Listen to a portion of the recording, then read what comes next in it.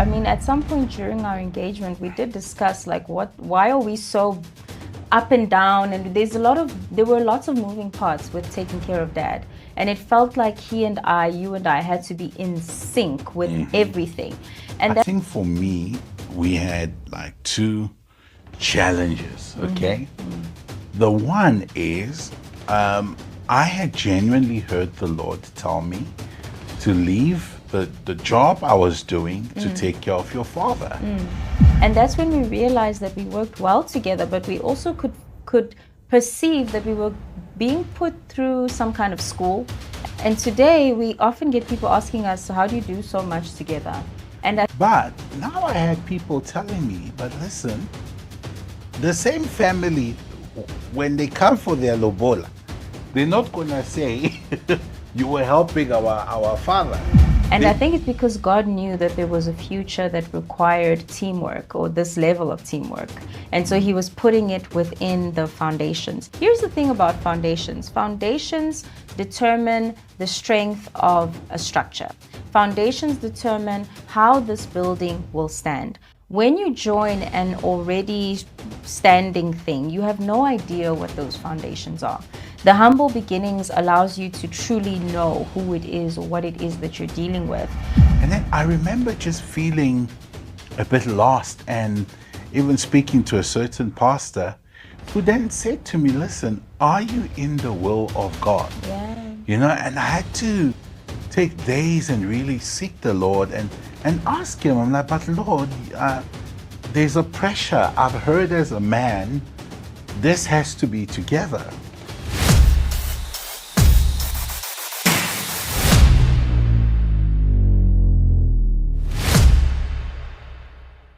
We are so blessed to be here, and man, so grateful that you have joined us. We just wrapped up the topic on couple goals, but we just thought, you know what, there's a few more things we can touch on. So we're going to keep it going for a bit, and I am not alone in studio. Hephzibah Vambili is here with me. Hepsi, how are you doing? I'm good. I'm excited for today's topic and show. What is the topic in the show today? Well, it's about small beginnings. You know, Okay.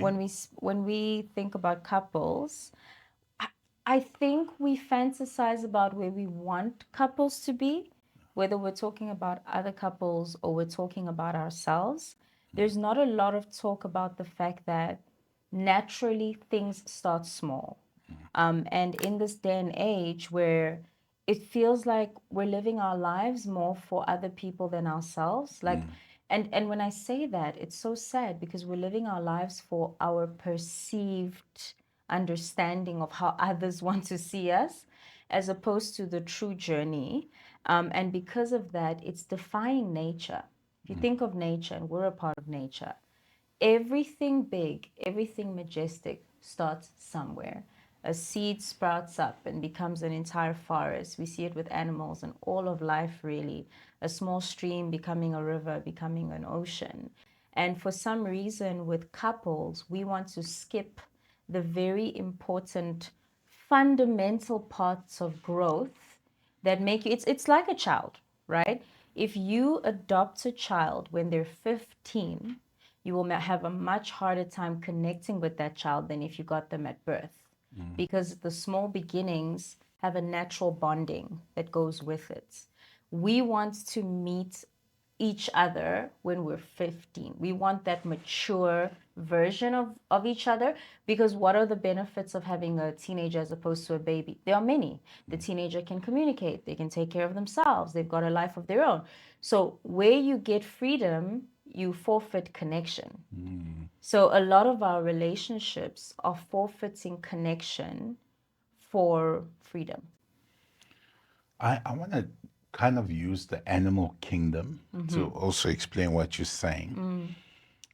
There's a relationship that exists between cheetahs and lions, okay?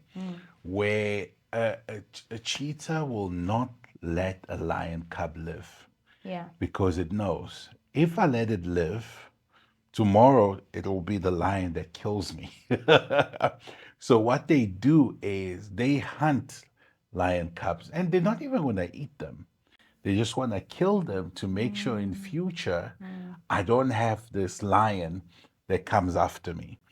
I think the devil treats relationship, and I'm talking about young relationships the same way, where it's like he's seeing the potential and it knows, like, okay, if these two are Get it given the right. time to get it right, to Yeah. grow, to actually have that connection from the small place and become the couple they're destined to be, there is going to be a generational change. And what do I mean by that? You know, we're looking back, we're coming from relationships where parents never even said, I love you.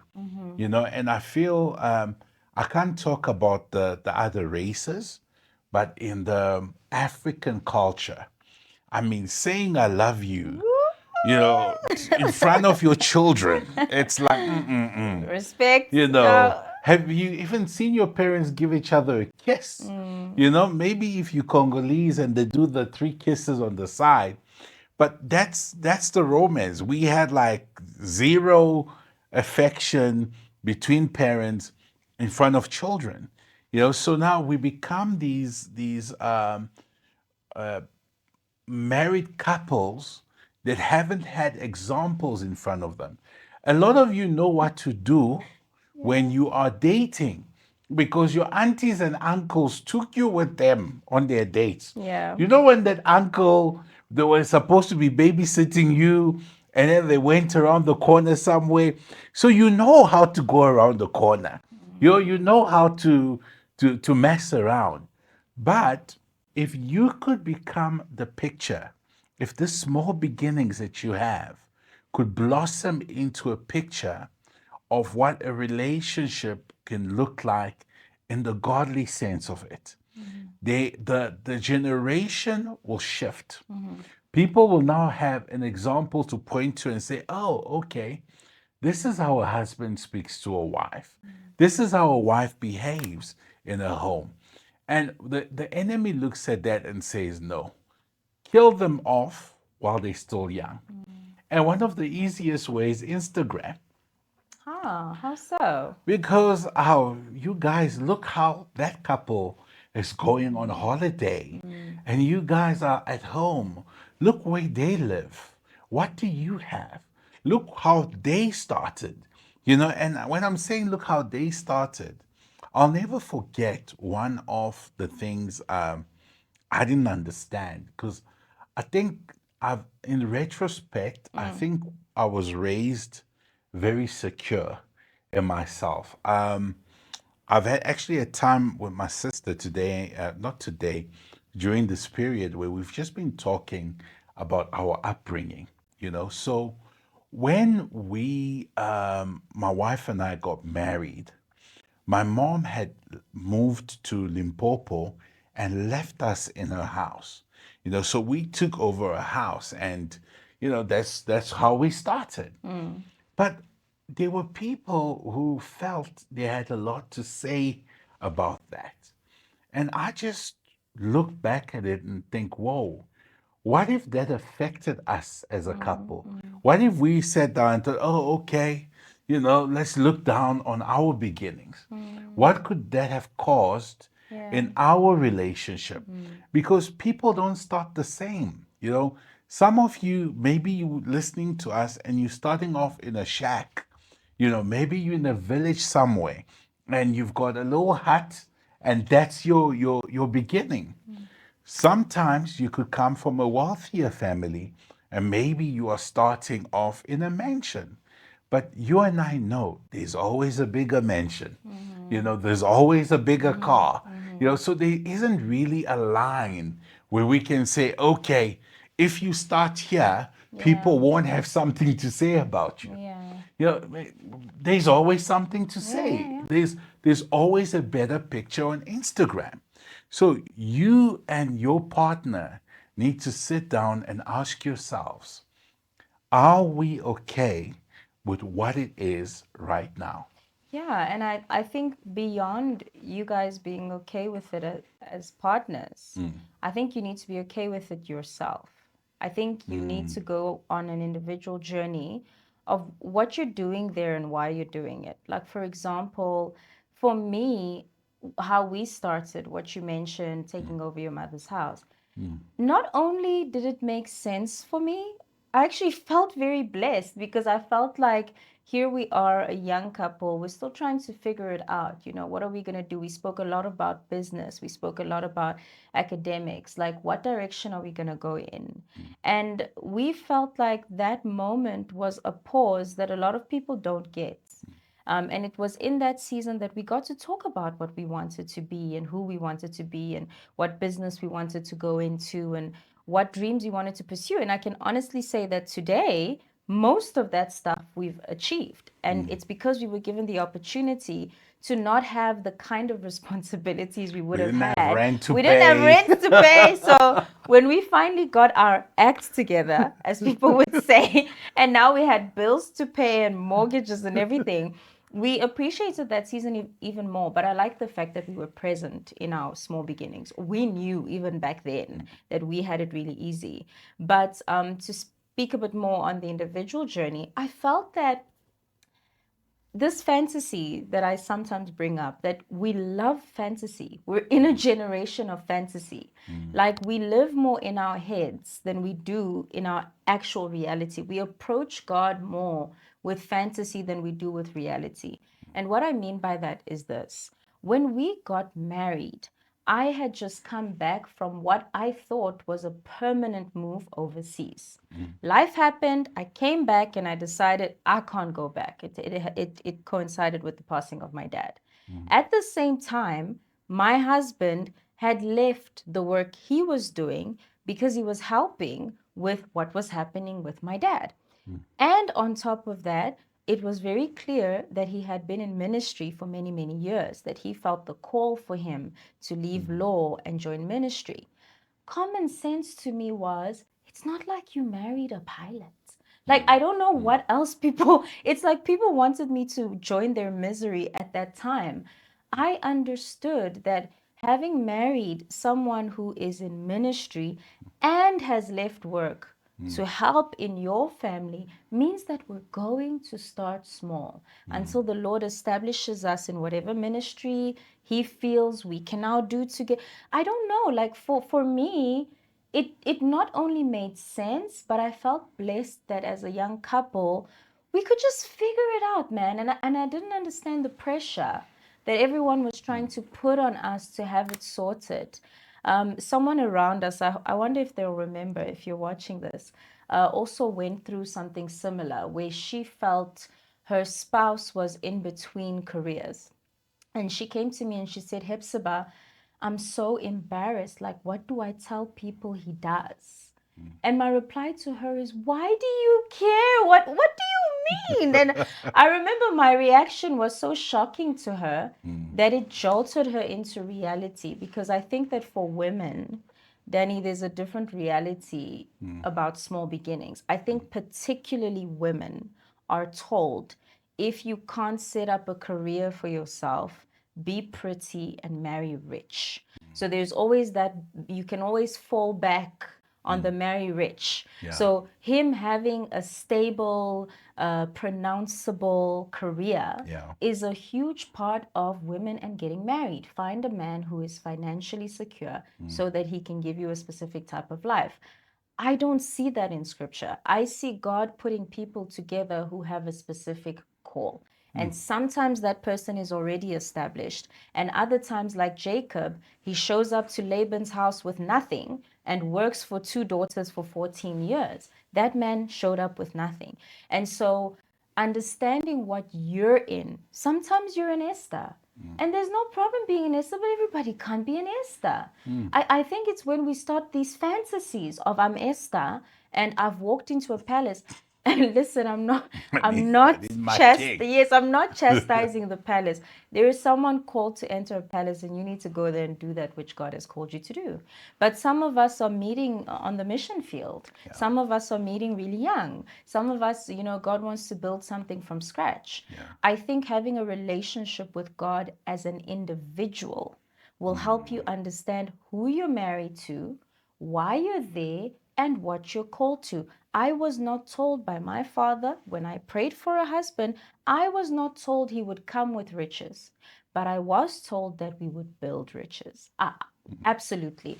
I literally had prophetic words. There was a specific pastor from Uganda who came to us when we were engaged, or me, and he said, do not stress yourself so much about money because God wants to walk through a journey with you guys, but it's going to start dry.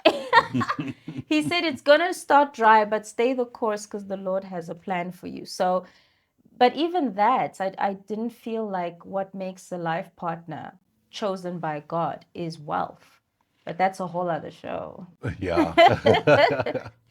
Maybe since you've spoken from the female perspective, I'll bring the male perspective into it.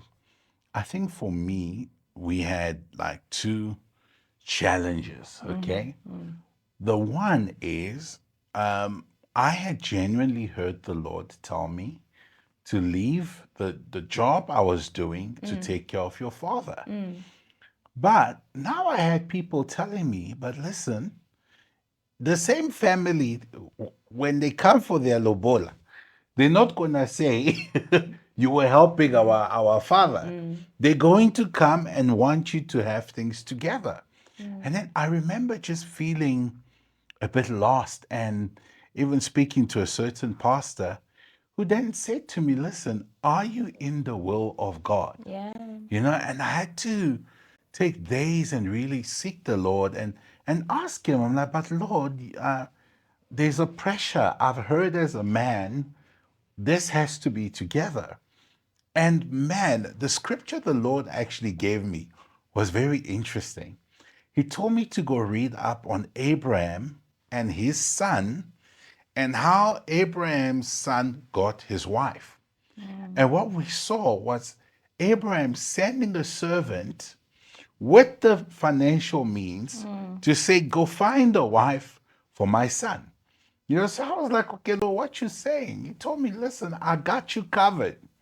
And when the time came, I mean, man, if I can tell you the testimonies Yo, God behind the took care of it. provision of Yeah. our wedding, I Yeah. mean, we were jobless and had a wedding for 400 people.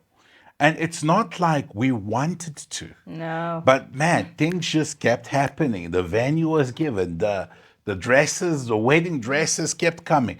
I had 14 different suits to choose from for a wedding.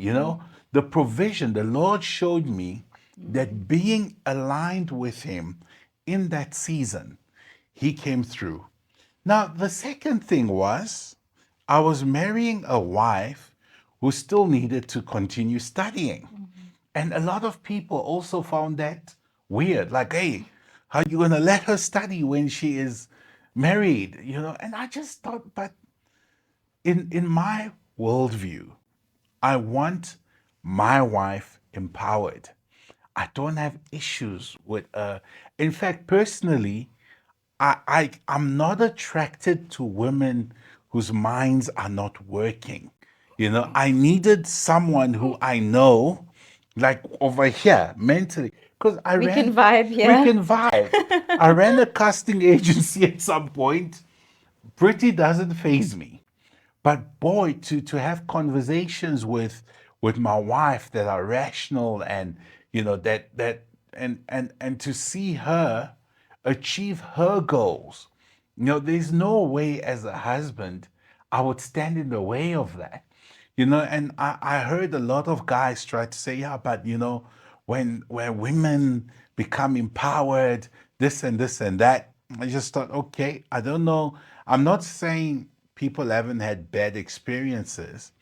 I'm just saying people only tell you one side of the story that's favorable to them. But I believe when the Lord calls a couple together, you both have to understand your reality and support it. So we were married, first year marriage. My wife, I think at that time you were still doing your I Your was doing, degree. when we were engaged, I was finishing my degree, and then I graduated from the first degree Yes. 3 months in, or Yes. something like that. We had the graduation ceremony. And then we We just continued with your continued with honors. the And next, then, and then so continued my with wife has studied in her marriage, and I think it's so important to mention that, because I hear a lot of women say, "Oh, I need to study first," and my thoughts are always, why? You know, you can find a man, and I'm giving you an example of a man who wanted his wife to study, and she'll tell you, "I'm her biggest supporter." I'm like, "Go PhD, go finish your PhD. It's your thing. You love it." Vice versa. I also want to speak to men that, don't allow the mindsets or a certain generation of men who felt that if a woman became empowered, this will lead to some kind of disrespect. I'm not saying that doesn't happen. I'm just saying that's not always the case. In fact, in the environment we're living in, many times, what if you, as a husband, you get disabled or something? You want to be in a household where both husband and wife are empowered. Even if you want your wife to be a stay-at-home wife, but let her at least be empowered in case anything was to happen to you. But beyond that, I felt, and I still feel, that we need to embrace our personal journeys, Yeah, okay? yeah. Now, as we talk about small beginnings, I want us to be clear. We're not saying everyone has to start where we started. Small is relative. Small is relative. There's someone right now who is a CEO of a certain company, And that's but small. that's small for you. You're like, "Man, I need to go out on my own." And in your small, there's someone who can walk that path with you. But don't find couples who've achieved what you're trying to achieve and make them the standard of how you need to start. Start where you are, but build a solid connection. Because guess what? You might not be around for a long time. And you might go through seasons where work is really pulling you in. So when God gives you a small season, a season where you can figure it out. And when I say figure it out, you guys need to have proper WWE at home. Okay? Have your fights, have your arguments, learn how to argue, learn how to not fight. But it's your small place. You don't yet have the pressure of where you're going. So you guys, you want the full story with all the pressure that comes with it, and then you want to start your marriage there. No. The Lord will sometimes pull you back. I'll never forget when He pulled me back. And I was working a job at that point where I was traveling almost every weekend, and now it was like, oh, just be here, not working, helping this family. I'm like, huh? At that point, I didn't even know there'll be a relationship coming out of it. It didn't make sense. As a man, I was panicking. Like, Lord, what you doing to me? I should be making an income, but it's what we needed. And when people see how much we do together, it comes It from that comes from foundation. there. We had no clue. I mean, at some point during our engagement, we did discuss like why are we so up and down? And there were lots of moving parts with taking care of dad. And it felt like you and I had to be in sync with everything. And that's when we realized that we worked well together, but we also could perceive that we were being put through some kind of school. And today we often get people asking us, "So how do you do so much together?" And I think it's because God knew that there was a future that required teamwork, or this level of teamwork. And so He was putting it within the foundations. Here's the thing about foundations: foundations determine the strength of a structure. Foundations determine how this building will stand. When you join an already standing thing, you have no idea what those foundations are. The humble beginnings allows you to truly know who it is or what it is that you're dealing with. But I think more than just uplifting this idea of humble beginnings, what's scaring me is that people would rather compromise their holiness than begin humble, which is something that I feel really needs to be discussed. Because when you say, I'm not going to be with this man, I'm going to speak from a female perspective. When you say, I'm not going to be with this man because he doesn't have money, then why are you still sleeping with him? I'm so serious. It's like I can't marry him because he does. What are you doing there? It's like we don't want to be married and have nothing, but we will be compromising while dating and have nothing. And I really want us to continue this conversation so that we can see how the godliness is being taken out of a conversation where we know people who had to elope because they wouldn't let them get married. But the reason they eloped is because they wanted to keep holy. They knew they wanted to be together. So they got married first to establish that. And then they were able to build later on in life. So join us in our second part of Small Beginnings.